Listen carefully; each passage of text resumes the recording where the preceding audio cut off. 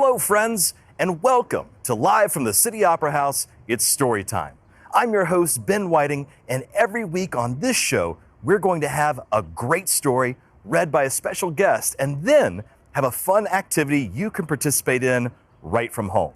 I'll tell you the supplies we'll need for today's activity in a little bit, but if you would like to know the supplies we're going to use in future activities on future episodes, be sure to visit us online or on social media, and you can download future activity sheets that have all the supplies you'll need.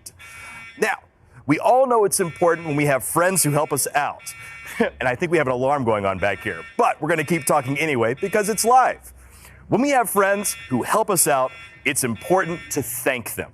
And we have some friends we would like to thank who have made this show possible. Newton's Road, Tattle, Traverse City Area Public School Systems, the City Opera House, and our season underwriting sponsor, Bell Tire. Thank you from the bottom of our heart for making this show possible, for your support and your contributions. Now, for today's book, I'm really excited. It's called Papa's Mechanical Fish. It's about a real-life inventor who created a working submarine that he used to take his family on adventures into Lake Michigan. Now, he didn't always encounter what he was expecting on these adventures. He encountered some problems. Now, what do you do when you encounter a problem? Do you see it as a reason to quit, or do you persevere? Right now, a problem I'm facing is this really loud alarm in the background, but we're gonna persevere and stick to this introduction anyways. Now, I'm also really excited about today's special guest, but before I talk about him, I want to tell you about today's special activity. Since today's book involves a submarine, we're going to be making our own submarine with things we can find laying around our house. So these are the supplies you'll need for today's activity. You're going to need a plastic water bottle with the cap. You're going to need a straw with a flexible neck, also known as a bendy straw. You're going to need some duct tape, some pennies, some rubber bands, scissors, and a screwdriver. And now, today's special guest is Mr. Marty Lagina. He's the CEO and founder of Heritage Sustainable Energy, and he was a featured treasure hunter on the History Channel's The Curse of Oak Island TV show. And he knows all too well about the importance of persevering when we face problems. And whether he's building solar panels to absorb the sun's energy, or he's hunting buried treasure, he relies on science and technology to help him. Now, technology is a wonderful thing, but it's important to realize when that technology doesn't work or doesn't work the way we expect it to, that can also be a wonderful thing. Engineers see trial and error and realize that when we encounter problems, it's important that we don't see them as reasons to quit, but as reasons to persevere. And some of our best inventions and our best technology has arisen out of technology that had failed previously. Psychologists refer to this perseverance mindset as grit. But enough about that. I don't know about you, but I am ready to hear today's story. So Mr. Lagina, take it away. Morning. My name is Marty Lagina, and I'm here to read a story. We're going to have a little bit of fun, read this book. I'll tell you a little bit about myself first, just a very little bit, because I really want to talk about reading itself before we get into it. I live right here in Traverse City, but I am actually a Youper. I was born and raised in the UP. I was extremely fortunate to have parents who taught me love of reading and the power of education, and so I went to Michigan Tech and got an engineering degree, and eventually got a law degree. And with some hard work, but with that background, I was able to do all kinds of fun things my whole life. I was able to put up solar panels, and we drilled oil wells, and created a winery, made some wine, and my whole life has been an experiment in trying new things, which is sort of what this book is going to be all about. But it's reading I really want to talk about. It was reading that set me in motion. It was reading that opened the world to me. There's nothing better, I think, for your mind than to read. Where do ideas come from? They come from books, and we've got one here today. It's about ideas. It's about some other things that I'll talk about after we read the story. But I will say this. This is how important reading was to me. For instance, I read Treasure Island when I was a young man, and I never forgot it. And by some happenstance, I'd like to think that that seed was still in my mind, and I end up on a Treasure Island kind of show. That's the power of reading. And I will say it one more time in a different way. If I'm sitting in a chair and you hand me a TV remote on this hand and you hand me a good book on this hand, I'm going for the good book every time because it's way better, way more exciting, and opens all kinds of doors. So, enough of that. Let's get to the book. It's called Papa's Mechanical Fish. And this is my Papa. And this is his backyard workshop where he spends his days thinking, tinkering, and inventing things. Hear that? Clink, clackety bang, thump, whir. That's the sound of Papa at work. Click, clackety bang, thump, whir. Papa's in there doing something. Sometimes Papa tries inventing helpful things, like collapsible coat hangers that are easy to store. Well, okay. Sometimes he tries inventing unusual things, like edible socks. And sometimes he tries inventing playful things that only just don't work, like steam-powered roller skates. He forgot to put the brakes on. That didn't look like it worked out too good. But not once has Papa invented anything that works perfectly. I will someday, Papa tells me, all I need is a fantastic idea. But fantastic ideas are not easy to come by. So, Papa twiddles his tools and pulls his hair. He racks his brain, sighs, and stares until one day he throws down his screwdriver. Enough thinking, he cries. Who wants to go fishing? I do, I holler. Me too, says my brother Cyril. Don't forget me, adds our sister Mary. My dada, squeals the baby Wilhelmina. Woof, barks our bulldog Rex. I'm so glad I brought along these poles, says Mama. So off they go fishing. We all troop out to the lighthouse pier and drop our lines into Lake Michigan. Plop, plop, plop, plop, plop. Papa, I say as we wait for a bite, have you ever wondered what it's like to be a fish? A fish, he mutters. A fish. Uh-oh, squeals the baby. Papa's pole clatters to the pier. He leaps to his feet. He whirls me around. Verena, you're brilliant, he whoops. Then he is gone, racing back over the sand dunes to his workshop. I think maybe Papa has an idea.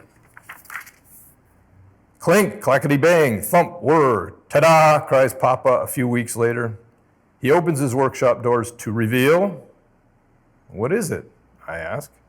It's an underwater vessel, he explains, a mechanical fish. I will dive like a salmon. I will glide like a trout. And of course, there's a picture of his initial try here, and it looks a little sketchy to me. Okay, so we'll see what happens. Papa's mechanical fish is so small, he barely fits inside. It has a tube sticking out the top so he can breathe. It has a pole sticking out the bottom so he can push himself along the lake floor. I call it the whitefish, he says, but will it work? I mean, it's a cool idea, isn't it? To be able to be in the water like a fish and see what's going on down there, that is something that I think we all have thought about. But will it work? We keep our fingers crossed. Goodbye, Papa, we wave. Farewell, family, he waves back. Then the whitefish is launched. Sploosh! But, glub, glub, glub. Papa swims back to the pier. It almost worked, he says. Dog looks a little dubious on this page. Almost, I agree. I think for a minute, then ask, Papa, how do fish move through the water? With their tails, says Cyril. With their fins, adds Mary. Fishy go, squeals the baby. Woof, barks Rex. I'm so glad I brought along this towel, says Mama. She wraps it around Papa's shoulders, but he is too deep in thought to notice. And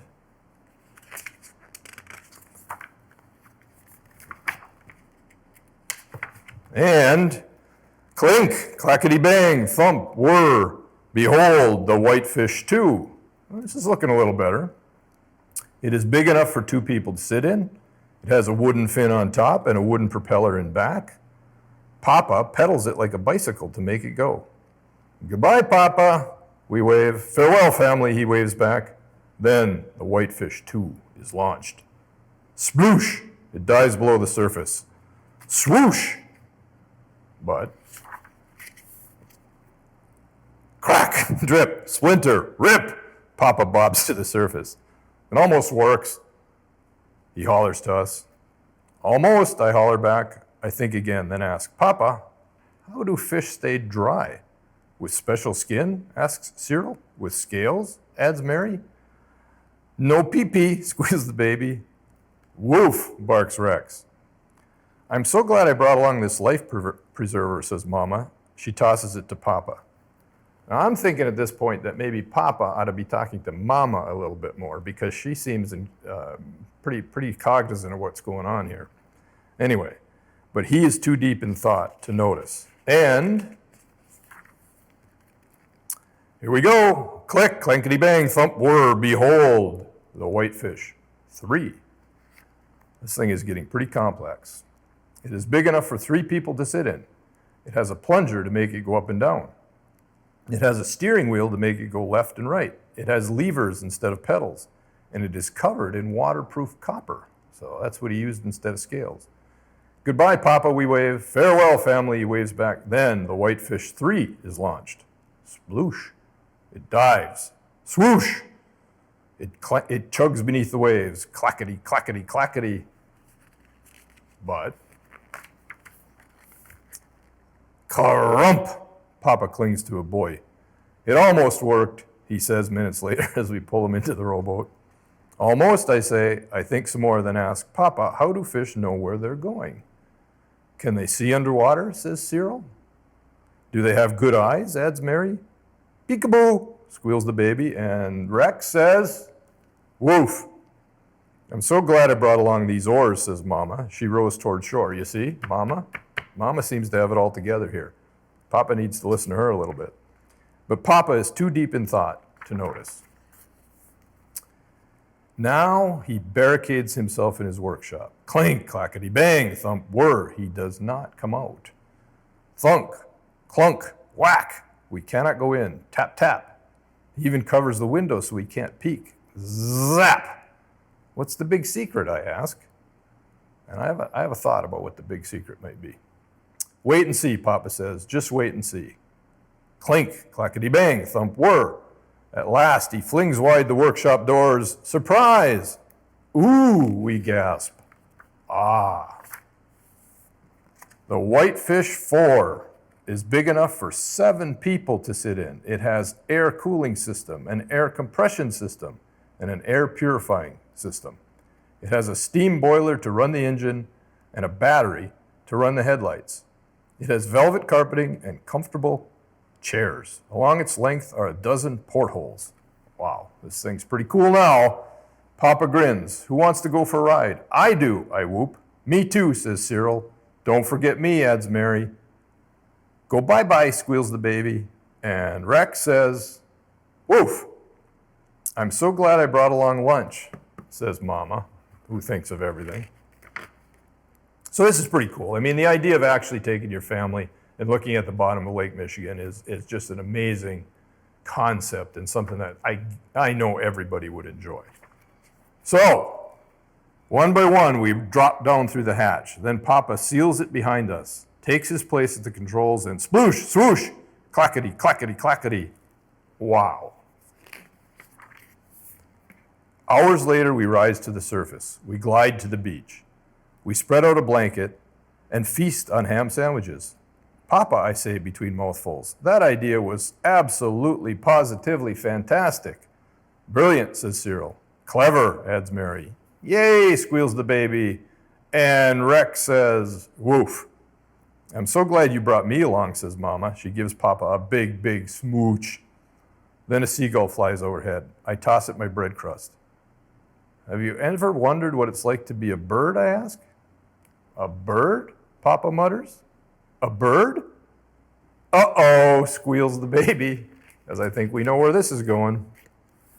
Clink, clackety bang, thump whir. Papa's back after it.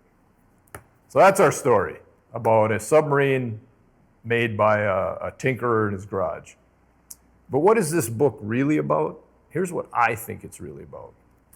I think it's about how you achieve success through failure. because nobody who's successful in life has not had some failures. I certainly have, and I'm going to tell you about one of them in a minute. So what is this book about? It's about persevering. It's about trying things. It's about not being discouraged for too long. Everybody's discouraged when something doesn't work. Everybody is. But you try again, and you think again. And I told you, I think I know what happened in that 2 weeks in the garage. I think Papa read some books. That's what I think he did. He went back to the drawing board and he tried to figure out, why did those first 3 not work? And that's how you achieve success. By not being discouraged by your failures, but learning from them. I mean, that's what I've found in my life. Turns out, I'll tell you a secret. When I was about 12, I wanted to see the bottom of the lake, just a little lake where I lived in the Upper Peninsula. And so I took an old crate and a life preserver, and I put a little thing to hold a hose in place, and then a long hose, and then I fixed a mouthpiece onto it that I'd cut off a snorkel that I found somewhere. And I dived beneath the waves to see the bottom of the lake, and guess what? Didn't work. And it took me years to find out why it didn't work. I had to learn. I had to read. I had to go to mechanical engineering school to find out exactly why it didn't work. And I understand now why it didn't work, but it took all of that. It took learning. It took trying again. And that's what this book is about. It's about the sort of the scientific method, learning from your failures and keeping going. So I hope you enjoyed it. I certainly did, and I hope you're inspired to try some things yourself. Your ideas can come from books, and your enacting the ideas also come from books. So go ahead and read, enjoy, and have some adventures. Thanks. Mr. Lagina, thank you so much for that fantastic reading of that wonderful story. And now it's time to take what we learned and put it into action with today's activity. And in today's activity, we're going to be making our own mechanical fish. And to do that, we have 2 of our great friends from Central High Tech Girls program. Girls, how about you introduce yourselves, tell us about the tech program, and get us started on today's activity. Hi, I'm Evelyn. I'm a rising senior at Central High School, and I'm co-president of Tech Girls, which is a club that promotes young women to pursue a STEM career. I'm Sage. I'm a rising junior at Central, and I'm a member of Tech Girls. Okay, so if you have your materials, we're gonna start, we each have a water bottle, so we're each gonna make one. And I'm gonna start by taking off, you don't need to, but I think it might be easier to take off the wrapper on the outside.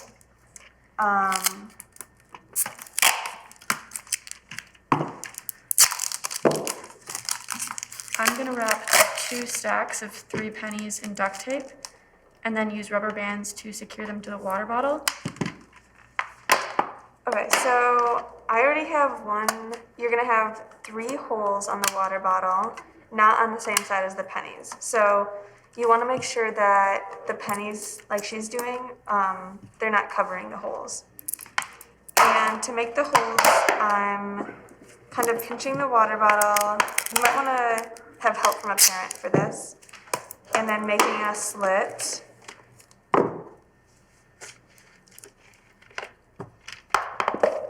And then just making a hole from that. And then you're gonna do that 3 times. So I have 2 right now.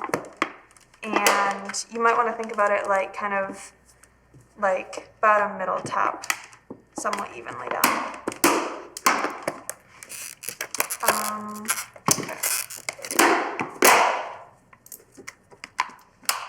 And then yeah, for the pennies, we'll have to test it, but we're thinking 3 or 4. And then you take a piece of duct tape.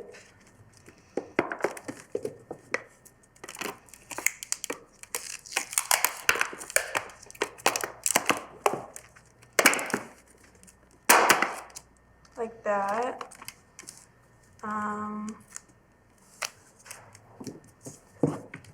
And then this might be a little bit big, but you just want it big enough so you can wrap them.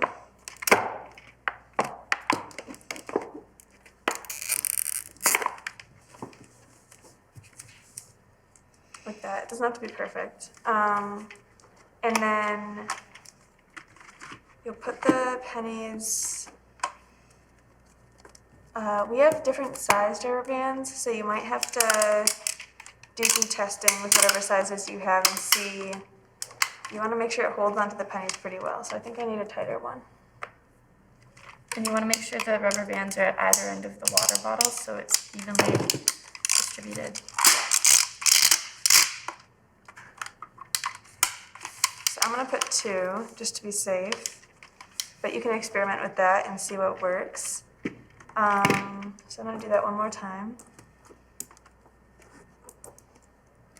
And then do you have the holes in yours? Yeah. Oh. Okay.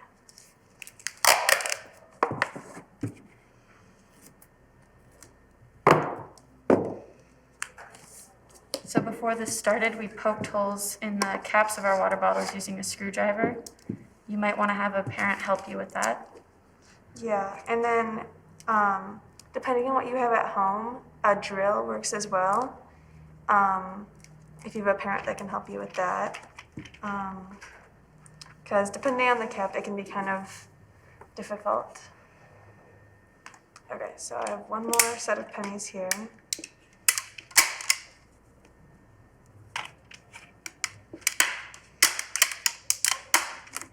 Okay, so we should be good to go on that front. So with your cap, with the hole through it, it doesn't have to be perfectly centered, it just needs to be big enough for your straw to go through. And you're gonna wanna extend the straw and put the smaller part of the bendy straw through the cap.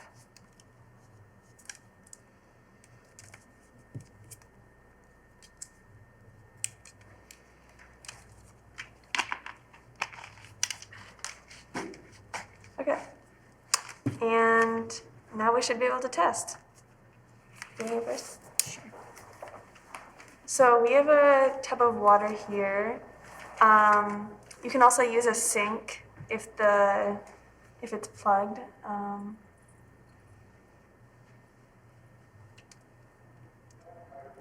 Do you need more pennies? You might need more pennies. Yeah. Okay, so that's all part of the process is testing and then improving the design to see what you can change. So I'm going to add more pennies so it has enough weight to sink still.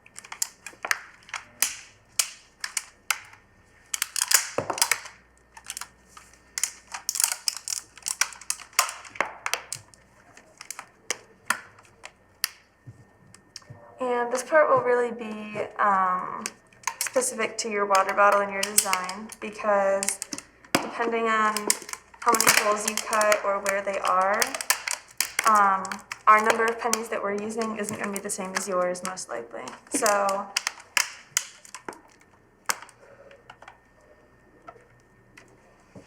okay, I'm going to try mine because it feels Okay. pretty heavy.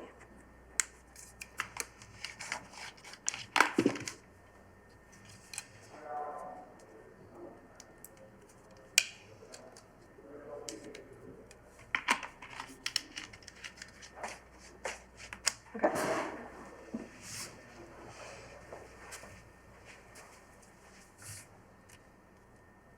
Okay. It's not quite heavy enough, but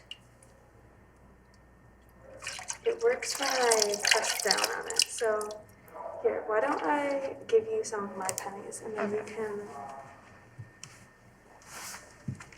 Here.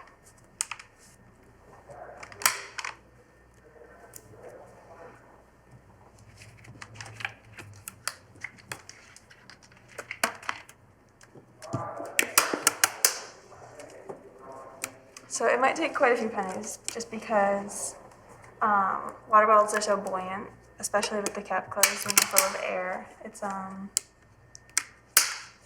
you might need more weight than you think.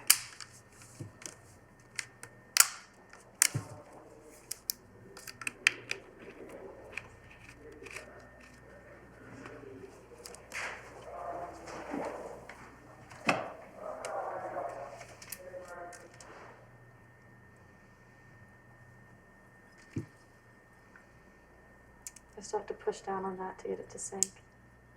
Okay, well, we can,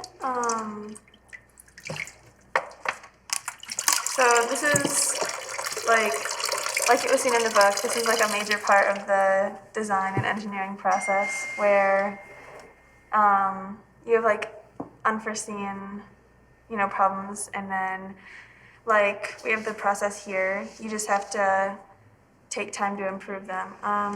Here, why don't you this is our last set of pennies, and then we can just try it with you pushing down on it.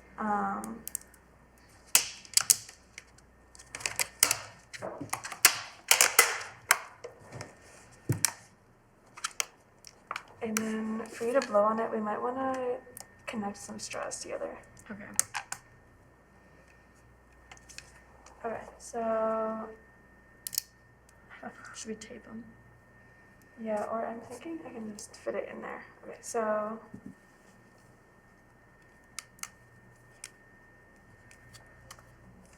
the bin we have is a little tall, so we're just That's really good. yeah.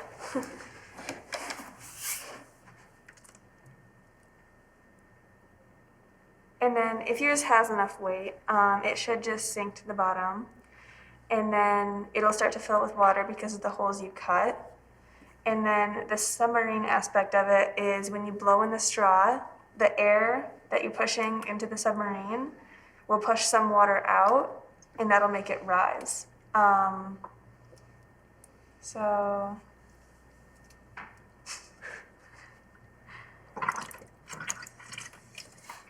you can see it becomes much more buoyant when she blows into it. Ours doesn't have quite enough weight, but that's a big part of like the engineering process that you'll come across. So with really any design that you have.